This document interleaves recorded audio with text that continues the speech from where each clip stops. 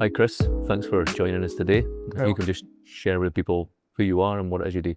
Sure. Well, my name is Chris Lemons. I certainly was until recently a saturation diver, a deep sea diver, basically in the oil and gas industry. And then subsequently, I became an IMCA closed bell supervisor, working for Boskalis principally of late. And I guess this year I've taken a bit of a sabbatical, I suppose, to do a bit more keynote speaking, which has been a lovely change of pace surrounding the incident which happened back in 2012, which I'm sure we'll come on to. We definitely will, yeah, briefly. But so I think I've seen somewhere or heard somewhere you got into the energy sector through a friend's dad. Yeah. So what was your kind of early career, or where did you come from first, and then where did you go from there? Yeah, the usual story of sort of Aberdeen nepotism, isn't it? But you never get it on merit, do you? Yeah. Well, I grew up in a place that had no association with the oil and gas industry or the water or anything like that. It just didn't. I was born in Edinburgh, but I would say I'm from Cambridge, or just outside Cambridge, down in England, which is where I grew up. Very much in a middle class family. My parents were both worked in education. My dad worked at the university at Cambridge, which is why we were down there. Okay. And then my mother was a teacher as well. So yeah, grew up pretty much unaware of what goes on up here in Aberdeen, and offshore generally. But I did have my sort of best friend still to this day. His father was a diver and subsequently a supervisor and an OCM for Technet principally.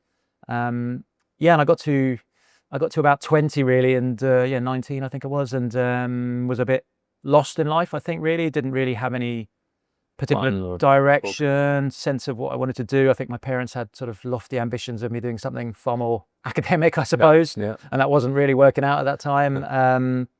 So I was like a lot of young people, unsure of what the future held really. So I think it was just I think I was cutting his hedge one day or taking some stuff to a garbage dump for him, and he sort of said, what are you doing with your life? And I was, I don't really. Was he the same age as you?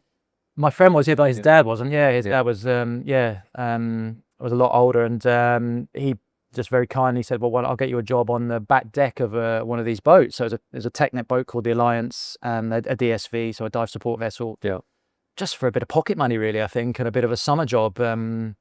And that was life-changing for me. It was, great sort of experience in of it itself, hard work out in the elements on the back deck. 4 weeks on, 2 weeks off. Yeah, I did. Yeah, really did. Yeah. But what it really gave me the opportunity to do was see the world. I see this world, I suppose, and in particular see the divers up close. Yeah. And did that give you an interest, or was it just you can make more money doing that? Yeah, it's a good question. Yeah, a bit of both. No, definitely. I think at the time they seemed enigmatic, they seemed interesting. Yeah. But the thing about, especially on a DSV with saturation divers, is you don't really see them that much because they're locked. They're locked up. They're locked up for a month at a time. So they, they definitely turned up in nicer cars than I did, than I had at the time on the quayside. So that probably did help. But mostly, you driving from Cambridge up to Aberdeen, or you mobilising from somewhere else? No, usually almost always at Aberdeen and Peterhead and places like that at that time. And it looked romantic, it looked interesting. I've learned since that it's none of those things particularly. It's pretty drudgerous when it comes down to it, but at the time it seemed very exciting and seemed like something I wanted to do, and that was fantastic for me. It was a seminal moment, really gave me purpose. Were you studying or something then, or? No, I wasn't. Unemployed? I had sort of part-time jobs and little cut those hedges. I worked for like a sports travel company, I think, something like that, but certainly nothing I wanted to do long term, and that was good. That gave me a pathway, and it's got quite a long path to get to be a saturation diver, but at least I knew where I wanted to go, and gave me that. So for a saturation diver, so we'll start there. So what does that entail in terms of getting there, you mean? Or like a day-to-day saturation diver job? You go offshore for 3 or 4 weeks. What does that involve? It's a slightly uncertain existence, I suppose. You're sort of limited to living in the chambers for 28 days at a time.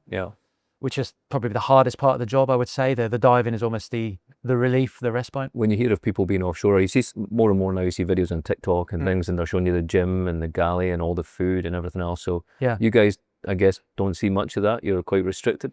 Yeah, certainly when you get to that stage, you're absolutely locked in a tin can really for a month. They're barely 2 meters high.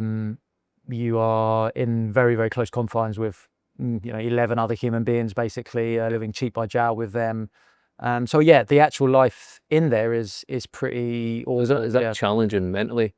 Yeah, I think that's the most difficult part of the job. As I said, that's, the physical challenge is not a big deal really. You're out exercising every day. It's quite pleasant, but I think the hardest bit of the job, and probably the reason that I decided to step away from it eventually, was the mental side of living in a chamber. It's, you're wishing your life away to some extent. Yeah. You just want to get home. Yeah, I think so. Yeah, and it's also stressful. It's sort of stress-inducing being locked away on camera 24 hours a day, on camera constantly while you're working, your hands being watched, and the DSV is 110, 120 people all there just to put 2 divers on the seabed. So you're just the hands, and that carries its own pressure and stuff. But that's obviously part of the job and something you accept and you have to embrace. But it can become wearing. So for you physically, then, have you got to be a certain level of fitness, or? Yeah, I mean, you wouldn't know that to look at some divers these days, but yeah, I mean, you have a sort of fairly stringent annual medical. It's a job where you need to have a certain level of fitness, and increasingly they're being more and more careful about that, and rightly so, really. You're locked away, and not just physically locked away. You are in a place where, if you're diving down to 100 meters in the North Sea, the decompression from that is sort of 4 days. So if anything goes wrong, that can't be circumnavigated. If your appendix bursts, if your mother dies. So how does the 11 guys deal with that inside the chamber then? Is there a kind of seniority level or management? How does that work? Or is it you just talking through the camera? Well, there is definitely a little tier of seniority, but that's just through experience, really. In the end of the day, we're all in there doing the same job. So in terms of we're all on the same level in there, same pay grade. There's no sort of differentiation of that. But on the boat, absolutely, there's a sort of a chain of command, and above you is the dive supervisor, which is what I do now, really. So he's sort of in charge of managing the dive team and on all levels, really. And then above him you've got a construction manager or a superintendent. So that's the sort of the pecking order, if you like. But in there you're very much on your own to a great extent, and when you're in the water you have this single point of contact, which is the dive supervisor, who sort of is directing you and guiding you. And absolutely, that's the sort of, you have an earpiece and a microphone in your helmet, and that is the only person you speak to when you're down there is the dive supervisor and your fellow diver, really. So you're in this very small microcosm a lot of the time, and it's a job where you, on all levels, you need to be able to trust the team of people around you. You are very, very dependent on the skill, the competence, and and the kindness often of everybody else on board. And how do you pass that time in a dive chamber? It's a long time. Especially when you have bad weather for a few days, you can definitely be sitting around in a very not diving. Absolutely. I mean, as a sort of I always used to treat it as an opportunity, really. I mean, especially when you've got kids and things. It's great to have a bit of peace and quiet. So that's nice. But it's when you're working, it's not so bad. Your days are fairly long in the water, and there's a lot of prep and sort of going through the procedures and the plan and preparing yourself, physically and mentally. And then when you come back, you need to eat and sleep and rest. So they can be quite busy full days. But when there's sort of shorter dives or tidal conditions, you can do a lot of sitting around. It's not dissimilar to being in the military. You spend a lot of time waiting. Do you obviously you guys go down, you come up, somebody else goes down. So there's always divers in the water. How do you do a handover, or is it just done through command? Mostly through command. I mean, you can briefly, you can sort of cross talk with the divers, but on the bottom, so they can sort of give a very brief, that's where that is, that's where that is. But most of it is passed through the dive supervisors, and you get a full briefing before you go on what the state of play is. Increasingly with technology now, the divers who are following on from you can watch you on camera and see where you're at and what you're doing. And so it's there's sort of various ways of doing it these days. But in terms of actual verbalizing things on the bottom, that can be quite difficult, particularly as you're breathing helium oxygen mixture, so you're almost unintelligible as it is. So So if you look back now, obviously now you're the supervisor role. How in the incident that obviously you experienced, would you have done anything different from what the supervisor had done on that day? Not in terms of the supervisor, no. I think he did everything he needed to do, really. In many ways, he was basically powerless, particularly after what happened, I suppose. Would I have done anything different is probably a better question. I mean, it's very rare people ask me that, really, whether I feel culpable, I suppose, for what happened. And it's something I've definitely wrestled with over the years. Could I have done anything differently to stop, essentially my umbilical getting caught? the root cause of the accident definitely wasn't my fault. That was Yeah. a computer failure and the vessel went off in a direction we had no knowledge of at all. All I could really do is follow my umbilical. I had to climb it. I had to leave a loop and grab it. And it all happened so fast. And I was just very, very unlucky that I went the wrong side of a transponder bucket, basically, which meant that my umbilical got caught. Would more experience have meant I'd gone the right side of it and been a bit more careful? I don't know. I honestly don't think so. And to be honest with you, people often say, I carried on diving for 11 or 12 years after the incident, and people always say, oh, that's, brave or whatever, which it really wasn't. It was just circumstance. We felt absolutely fine. But I think what would have stopped me diving is if I did feel a degree of culpability. I would have struggled to cope with that burden, I think, and the shame of it. Letting your team down, or and all of that. We've shut down for 3 weeks, so okay. Yeah, I've asked myself the question, but I've sort of come to terms with that. But there's not much I could have done, I don't think. So obviously there's a lot of trust involved in the diving, and so I'm guessing that's really important that you have trust between you and the other divers in your team.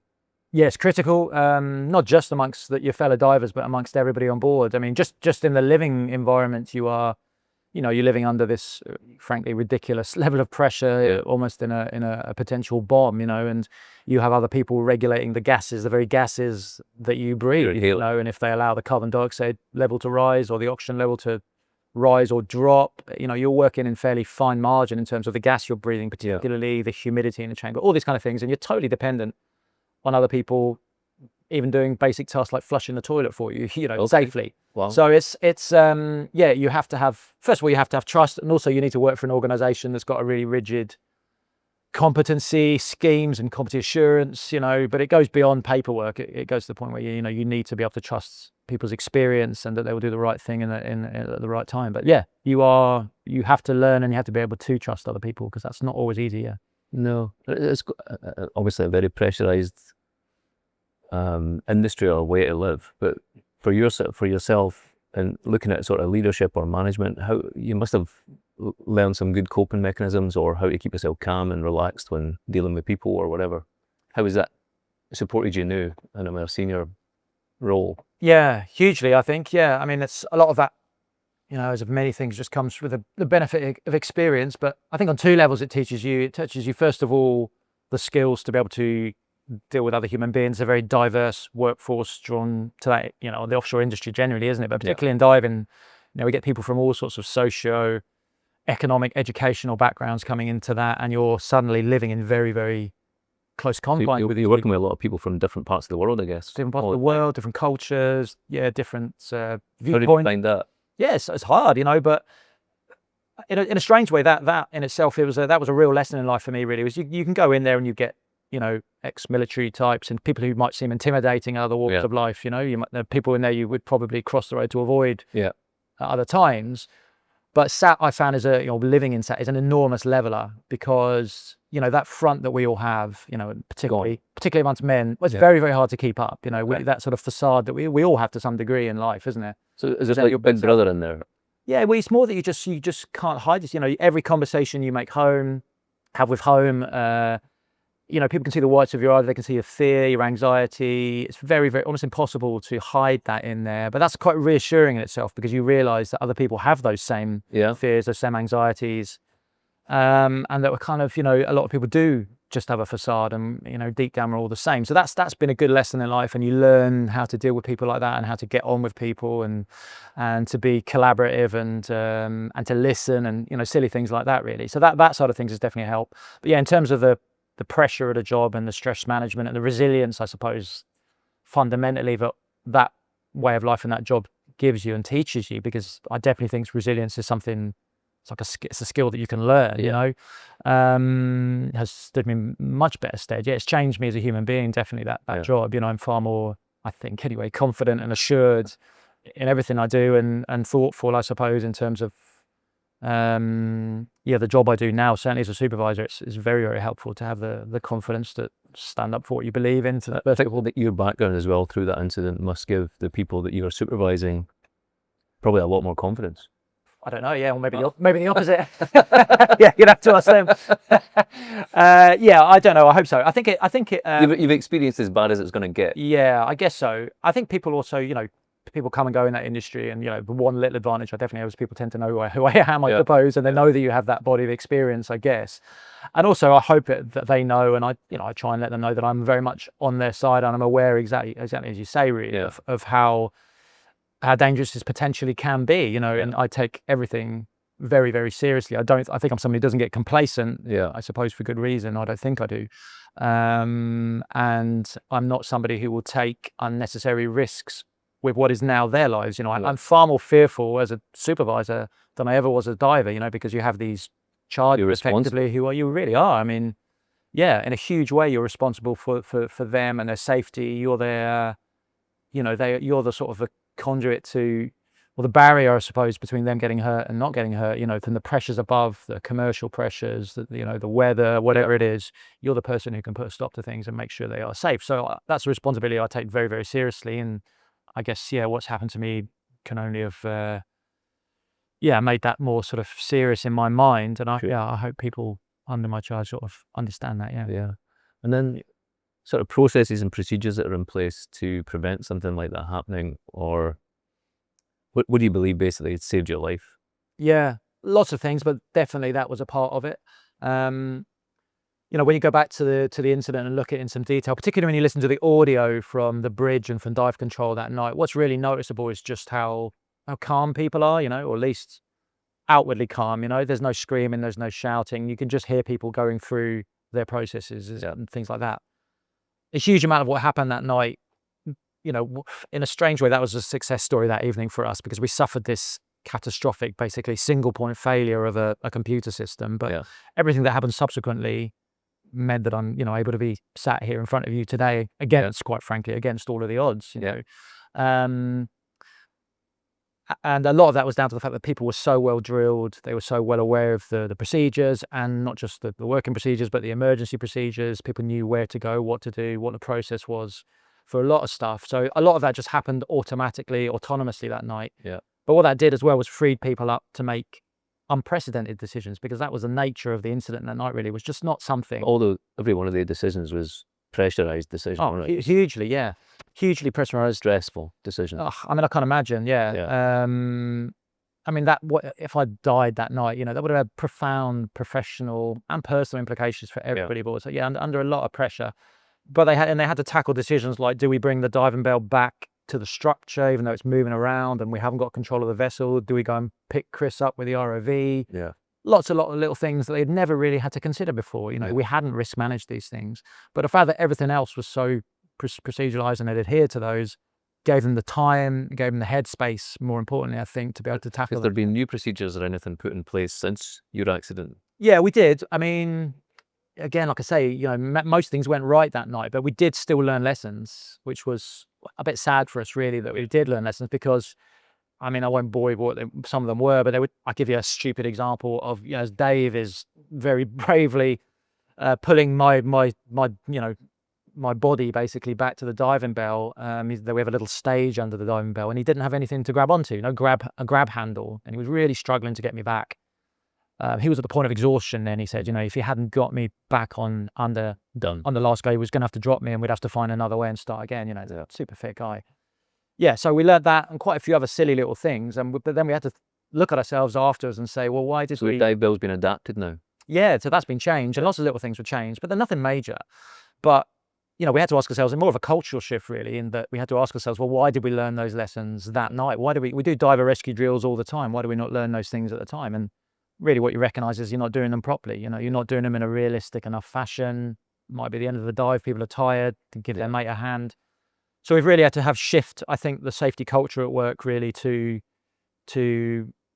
make those drills more realistic, and really for them not just to be a tick box exercise, which I try and pass on to anybody, we're in a sort of safety context, really, that, you try and make your approach to safety into drills and procedures a collective responsibility, and not just a tick exercise, but an evolving document, if you like, where that everybody contributes to, new people, experienced people, it doesn't matter, you get their feedback, and we're always making sure we're improving and moving forward, and that people actually feel invested in what they're doing in terms of, drills and safety procedures. I think especially in this industry, there's a lot of tick box, especially when it comes to training. There's lots of training created that maybe isn't needed, and then the training that is required, isn't it difficult? I mean, you don't really hear of people failing tests in this industry. Yeah. Surely that can't be a good thing. No, I agree. I mean, you're right. I mean, it is, and it's massively common, I would say. Yeah. The only thing I've heard of anybody failing ever, I think, is a well control test. Yeah, or maybe a weld, where someone's got to go and do a hot tap weld under the water or something, when it's really serious, or it's going to cost somebody some money. That's different. Yeah, you're right. Yeah, you're right. I mean, no one's ever fails the offshore survival, do they? Even though some of them wouldn't get out of that helicopter in real life. They're flung out of it. Yeah, exactly. Yeah. I'd be going in front of them. Put it that way. Yeah. So that's a very insightful thing to say, really. That there's a lot of that. It's hard to avoid, isn't it? I suppose there's no easy answer or fix to that, other than the industry bodies forcing the standards, really, and making driving that. Yeah, it's got to be trained. I mean, I like to think that the tiny part I play these days, I suppose, is that you can highlight what the outcome could be, the potential outcome could be, and that hopefully focuses minds a little bit. But because it can absolutely become a case of, well, it doesn't really matter. We've got a piece of paper that says you can do it. Yeah. Coming back to what we're talking about, competency, really, especially in diving. Yeah. I don't really care if someone's got a piece of paper saying they're a diver. It doesn't make them a good one, doesn't make them a competent one. And people can even go through competency schemes. Yeah.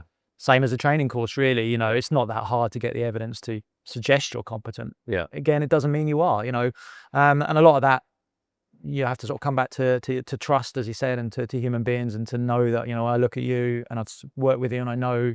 You've got that confidence. Yeah. Or I know somebody who knows. Yeah. So it's partly why nepotism does exist in somewhere, and in the offshore industry, is because it's easier to trust that, personally. Yeah, well, sort of thing. Yeah, exactly. So, but yeah, to come back to training standards, yeah, it's a hard thing to regulate, but that's what it has to be. It has to be regulated. There's no point in having regulatory bodies in our industries around offshore if they're not actually enforcing standards and improving standards and things like that. And that's one small way they could do it. Make sure it's realistic. Fail people, What was that like? Obviously, as a diver, you must have done jobs all over the world.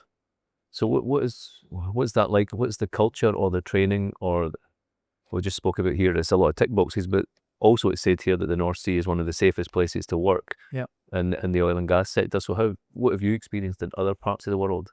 Yeah, well, varying standards, and they still absolutely exist today. Yeah. It's hard when you're young, particularly. Most of my sort of traveling around the world to dive happened in my younger years. Yeah. When you're it's a bit of a job in existence, but you have to be an air diver for a few years. So just like a limited contractor type. Totally, yeah. So hand to mouth sort of thing. Good fun. Yeah. Travel the world, but you coming across different safety standards, and when you're 20, whatever you are, you don't care too much. Well, you don't care, but you also accept. You're too frightened to say anything. You haven't got the experience to recognise that something is not acceptable. But when you work out in the North Sea for years, that just wouldn't happen to me now. I wouldn't turn up in wherever. But would a young diver now feel that they've got the support to stand up and say this isn't right, or would they just get back? You'd like to think so, but I suspect in a lot of the world, no, they wouldn't. People it's a competitive industry, particularly young, men and more and more young women. Hard work, and you wouldn't get. Yeah, well, yeah, and sadly, they're probably right. Yeah. If people kick up a fuss, and go home, they're not coming back. No. So for me, hard thing to ask young people to throw a job away they've been trying to get for the last year. Yeah. It has to come from what really disappoints me, really, in those instances, is when the parent company, particularly the contractors, if the oil and gas contractors are not enforcing the same standards that they have here in the North Sea. That should be part of the process and winning the work. But if your values, I'm not going to name any companies in particular, but if you've got a company who extols outstanding safety values here in the North Sea, and that's part of their tendering process, and these are our company values, but you go and work for the same company in the Gulf of Mexico or off the west coast of Africa, and those standards don't seem to apply, or they're different. Well, then I would suggest they are not your values. They are not your company values, because if you really believe in them and you believe in protecting your personnel, you would enforce them wherever they are, even if it makes you less competitive somewhere else. I mean, that's the truth of it. Usually money. Yeah. Safety costs you time, which costs you money, and so on. We spoke to somebody else in this podcast, and we hear a lot here that safety is the most important thing for a lot of companies. But their view was safety now is not the number one thing. Maybe even in some cases, isn't even the top 3. Really? Well, that's disappointing to hear that. Yeah. Okay. Well, I would. Yeah. I mean, I suppose again, I think it comes from the contractor. So when you hear, a service company like a diving company, for example, when they're tendering for work, I've heard lately that your safety record is perhaps the first thing they will look at when you're suggesting maybe that's not the case anymore. So that's disappointing to hear. But that's coming from the contractor, So if that isn't at the top of the list elsewhere, then you've got problems. Yeah, definitely. Yeah. So that's sad to hear. But you might well be right. I mean, I guess again, it's financial, isn't it? When times are good, you've got the spare cash to make safety a priority and spend on the equipment and the time that does take. And that changes. And like you said, location to location, different parts of the world, that's going to be definitely a different priority than others. Absolutely. Yeah. Going back to your own incident, so you had 5 to 7 minutes left in your tank. You took 4 minutes to climb up. How did you last 40 minutes and still? How are you sitting across the table today? I was hoping you'd tell me, Kenny. I don't know. Apparently nobody knows. You're a medical mystery. Yeah, well, I mean, I don't like the word miracle, but it does seem incredible, doesn't it? What's your views? Is it to do with gases or? Yeah, I think it's a combination of things. So yeah, I mean, if you watch the documentary, or some debt. Yeah, all of it. All of those things. Yeah, I think the documentary makes a big deal of it being five minutes. If you do the maths, the IMCA maths, it's about 9 minutes, I think, of gas I would have had. I suspect it probably lasted longer than that, So what does IMCA say then? Should you be dead? Well, I mean, I've spoken to the British Medical Society, hyperbaric conferences all over the world. Perfusionist conferences, people who regulate blood gases. They all pretty much, I assume you'll go there. I always think I'll go to these places and I see this kind of thing all the time, it's not absolutely the opposite. They're bamboozled exactly as I am. Yeah.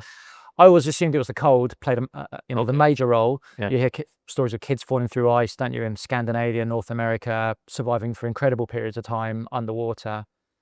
I've learned since that would definitely have been a factor. That would have slowed everything down. My heart rate perhaps to almost nothing. My breathing rate similarly, if I was breathing at all, if I was, very, very little, very, very slowly. But if I'd gone to the point where I was, basically in stasis, which they might do an open heart surgery or something like that, cool the body right down, there's no way I would have been resuscitated as quickly as I was, because it was literally two rescue breaths and I came around like that, really. That wouldn't have been the case. It would have been a slow process to resuscitate me. So definitely a factor, but not what saved me. I think the major thing that saved me really was as you said, the gas that we breathe. So I was breathing 6% oxygen that night. So if we were breathing that right now, we'd be unconscious very quickly through hypoxia. But because of the depth, as you say as well, which is really what that means is pressure. Yeah. And that means partial pressure on the body. We call it saturation diving because your tissues are saturated with gases. So my tissues were saturated with 6% gas, but at that depth, that's the equivalent of breathing nearly 4 times as much oxygen as we're breathing now. And in my emergency tanks, it was 10%, which is nearly 5 times as much. Okay. And I think, that just basically infused every cell in my body with enough oxygen just to keep you going. And then I think I've been the best. Do you think you could have kept going for much longer, or what? No, that's the other thing. Yeah, I think the margins. Everybody agrees the margins must have been unbelievably fine. Yeah. Not just between death, but also, no one's been brave enough to say otherwise. Anyway, nobody's brain damage as well. You know what I mean. You be your own judge. Yeah. But it must have been incredibly close, and so many little things. Not obviously the heroics of the people there, the teamwork, but loads of little things. People say you make your own luck, but I was definitely very, very lucky that night as well. And obviously there's a documentary, and then this year there was filmed last year, the Hollywood movie with Woody Harrelson. Yeah. So how realistic was that, and how far off was that? The documentary is brilliant, I think. I think we were very sensitive to that at the start. A bit wary because you're worried you're not going to be portrayed professionally, I think, or be made a bit of a fool of.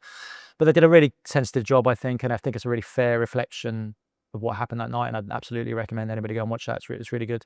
The Hollywood one was fun. It was great to be involved with. We didn't have such high expectations of it being an accurate portrayal, and it definitely, there's people in the industry, the old keyboard warriors giving it. That doesn't Wahlberg and the Deepwater Horizon as well. It's not quite on that level of extraordinariness. Yeah. But in fairness, they follow the story pretty quickly. They think that the diving bell gets smashed off the manifold, which that never happened, and there's a moment, I think, when Dave says to me, I will come back for you. Yeah. We couldn't speak to each other that night.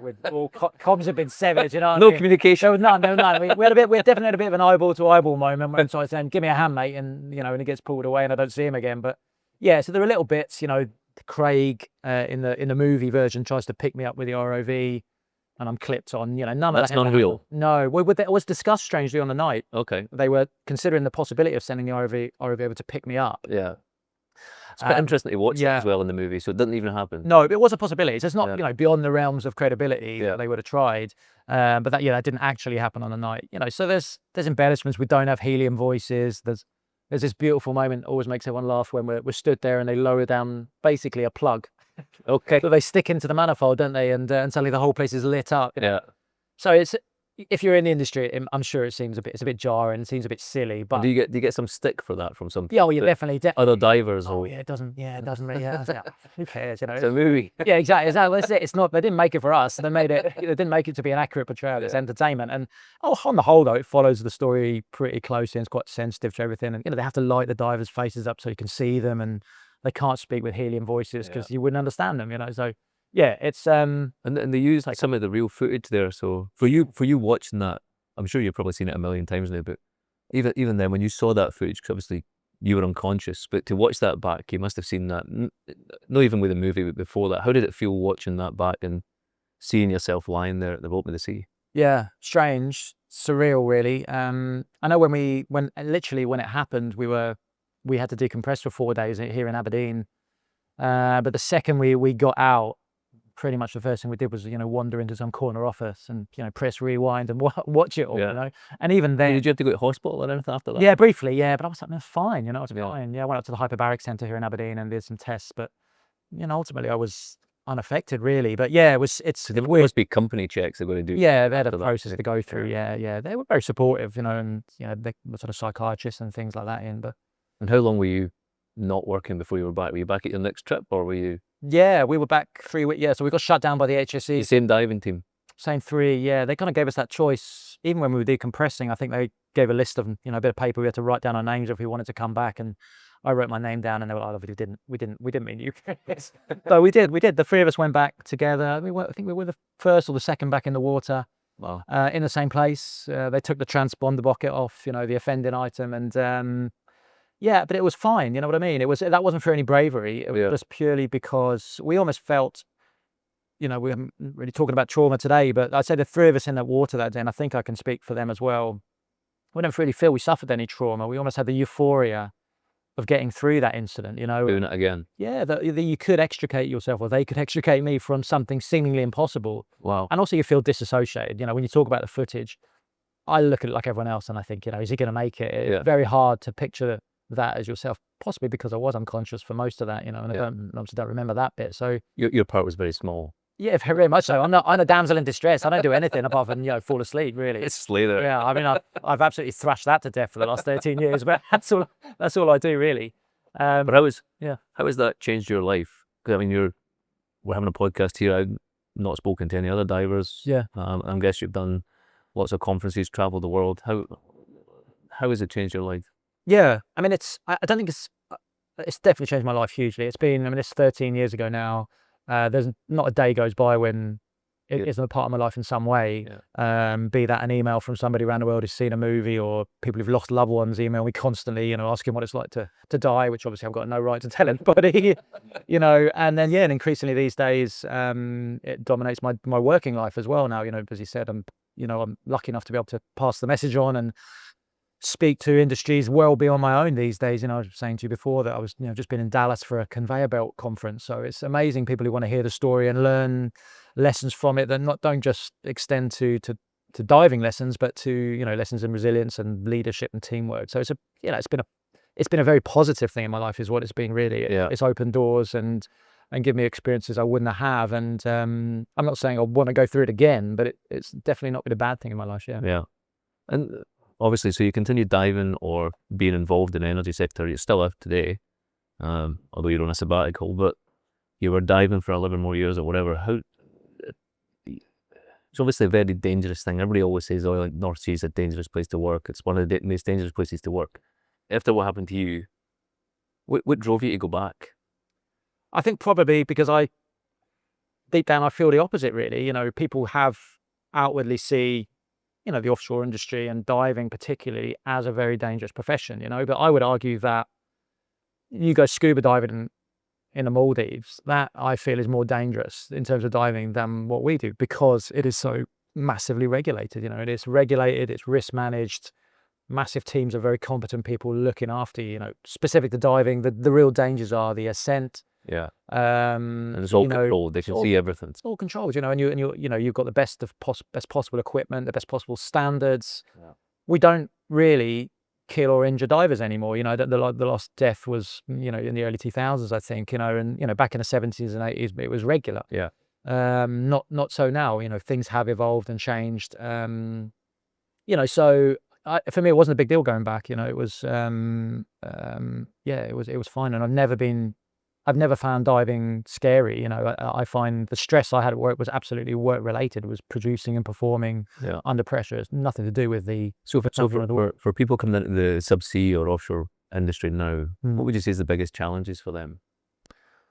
Well, I would say, sadly, isn't it, these days, it's longevity of career, isn't it? Everything's a bit unknown at the moment, isn't it, in terms of what the future holds, particularly here in the UK and the North Sea. Would I encourage my kids to come in the industry? I still think I would, for another generation, I hope. Beyond that, I don't know. But it is an insecure existence to some extent. Yeah. It's also a wonderful one. I don't regret it for a second. It's given me, not just, a life and a career, but it's given me wonderful experiences, here in the UK and across the world. And it's not been a 9-to-5 job. I'm sure you get lots of people across this table who say similar. Really, it's I really resent people when you go on YouTube or TikTok and you hear people moaning about working offshore, saying, "Oh, it's such a hardship. You miss Christmases." Well, you know what? That's what you sign up for, and also it's an incredible luxury. Yeah. To have a job like that and to have an enormous amount of time off. I feel like for having huge amounts of time off. If I miss my kids' birthdays occasionally, well, yeah, of course. But I see more of my kids than I bet most fathers do, because I'm home a lot, and better quality time and all that. So yeah, I don't know. It's a fantastic, diverse industry. It's still ripe with opportunity. Things will evolve and change. Are we going to be sticking divers in the water in 30 years' time? Probably not. It will be ROVs, but what a great field to go into as well. And how have you seen technology change over your time, and obviously being more kind of maybe office based or supervisor based? I don't know what you see or what you've experienced, but you must have at the time of your career seen a lot of changes. Just ROVs and different things. Yeah, well, really that. I would say purely in diving, not much has changed actually. Not much has changed that much since the 70s and 80s, really. Procedurally, yeah, and culturally, but the basic equipment that we use hasn't changed. It's kind of simple and because it works. Is there more kit to help you with your job though? Yeah, that's where it's evolved. Yeah, there's stuff that years ago, you really needed to be able to be a really competent welder, for example. Not really the case anymore. Everything is engineered. That's where the skill lies these days offshore, is in the engineering. And you say the fantastic equipment that you use. You used to do a lot of inspection work, because so much of that is automated now. The welding is automated, and so yeah, but it's all to the good. And now increasingly, when you talk about safety, what's the safest thing to do in a diving environment is not put a diver in the water. Yeah. Not great for our careers, but even like the vessel companies now are developing unmanned vessels. Yeah, we're full-grown people like massive, that. Yeah, they're amazing. Yeah, and it's I know it's not a popular thing to say, is it? Obviously, because so many people in the industry need work. I do feel for them, and but ultimately, when it comes down to it, it will create jobs in different capacities with different kind of person who come to work in Aberdeen for offshore companies, I suppose, in the future. But will that be safer and more efficient? Well, yeah, of course it will. So you think will there still be divers in the North Sea in 20, 30 years from now? Or I'd definitely be coming to the end, I think, by then. Yeah, the advantage we've got as divers is so much of the infrastructure is not technology friendly, really. It's not been designed to be. There is still the benefit of being able to get a human hand around a sharp corner and have the visuals on it. But, I've watched an ROV put a pipeline together, but all needs to be engineered and designed for that purpose, and increasingly fields are going in very, very deep, where divers can't go anyway. So, the technology is now there. So it can be controlled from somewhere in West Hill, never mind on a boat. So there'll be a phasing out, there's still, I still think another generation of divers will need to maintain, who knows how long some of that infrastructure will last, but increasingly, it's moving away from that, and that's just how it is. Progress, isn't it? Yeah, exactly. Yeah, you can moan about it, but we can't really fight it. Yeah, and you mentioned you have more time to spend with your family and everything else now.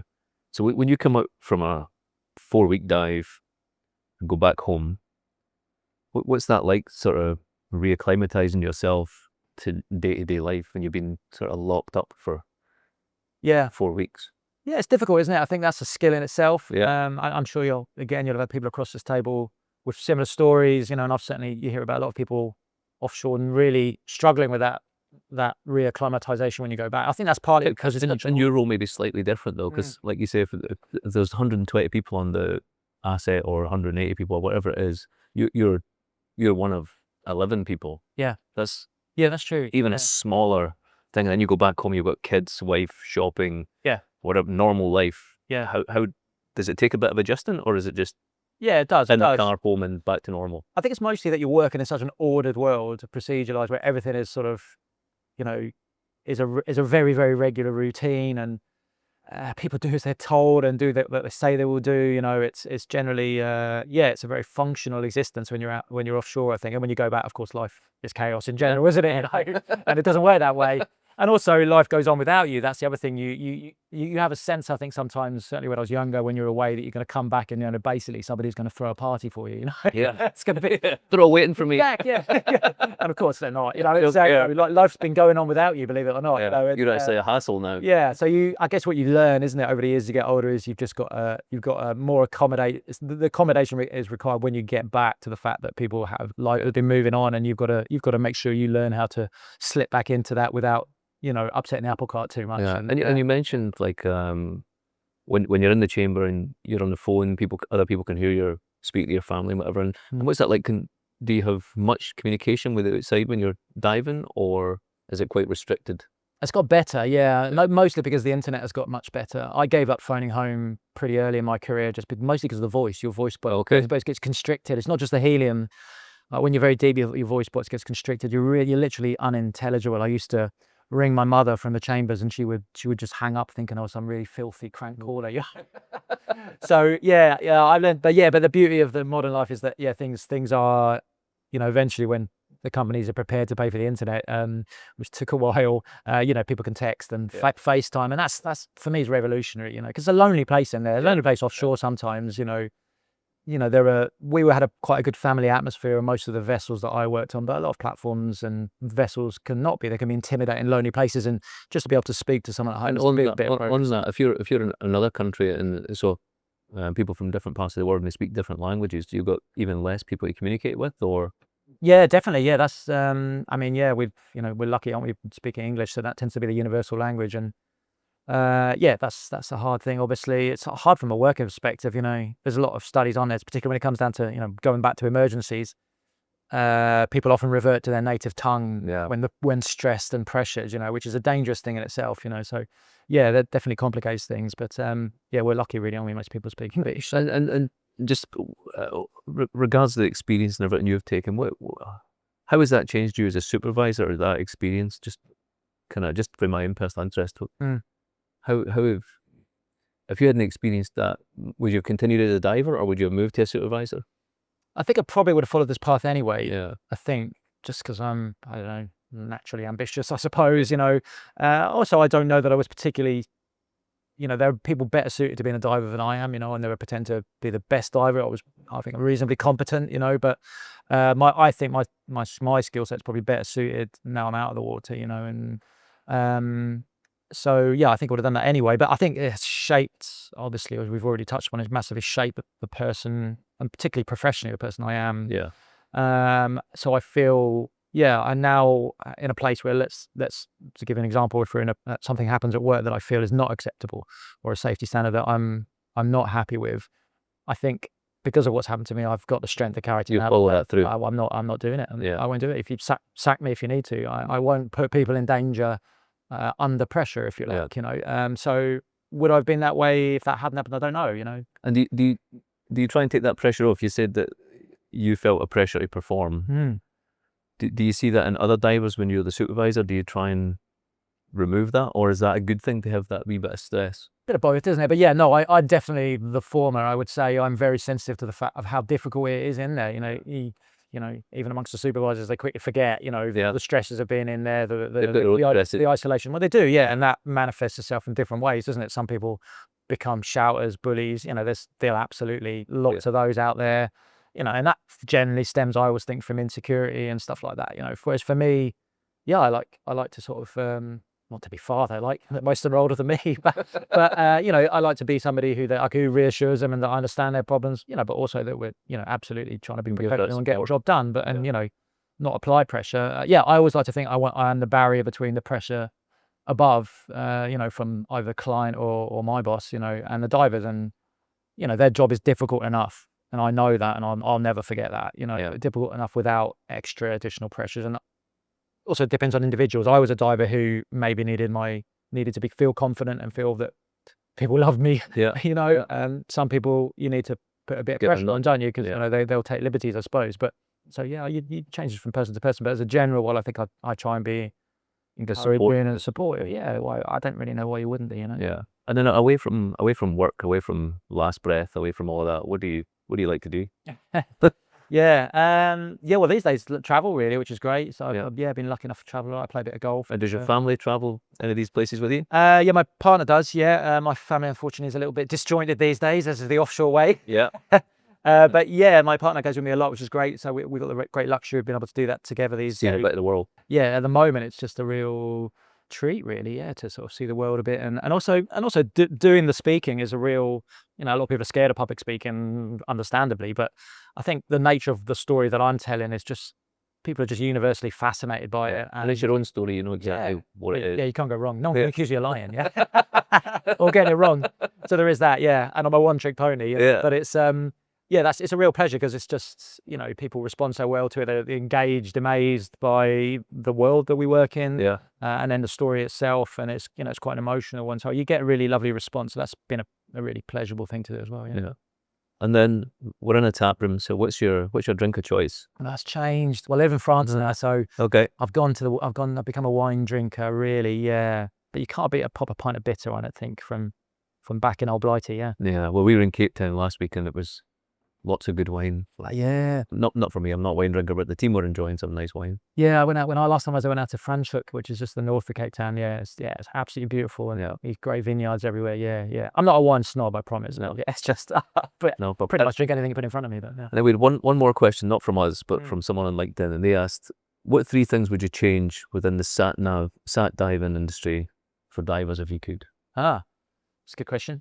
Well, I would say first of all, there's a perception, partly because they're quite well paid sat divers, you know, certainly in terms of offshore wages.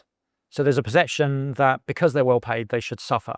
Now, so I've got a real bugbear, and it's something that's difficult to complain about when you're there, that we live in these chambers, or they live in these chambers, and some of them are quite frankly an absolute disgrace in terms of their comfort, you know. So I think that needs to change. I think more money and better living conditions. Yeah, which I know is not the people's favourite things to say. Yeah, or divers. Yeah, you probably heard that before from someone. Yeah, but it doesn't affect me anymore. So but yeah, I would say from their part, yeah, I think there needs to be a little bit of humanity. I mean, some of those chambers they live in, you wouldn't put prisoners in. You know, bunks that are rock hard, not long enough. You know, so really basic stuff like that. I would try and universalise standards. Absolutely, we've touched upon that already. I would like to see the excellent standards that we do have in the UK, and also, you know, Norway and lots of other places. But they need to become universal.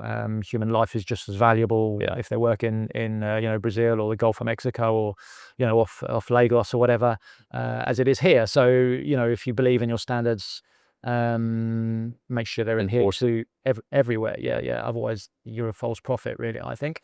I've got a third one. I would say, it's not going to be very good if I've got 3, is it? That's okay. You gave them 2. You gave them 2. Call it 2. Yeah. That's more than he had yesterday. Yeah, exactly. It's more than he had yesterday. Chris, thank you very much for taking part. It's a real pleasure. Thank you so much for having me, Kenny. It's always nice to talk to people who've got, you know, intelligent questions. So that's which is a rare thing. Thanks so much. Thank you.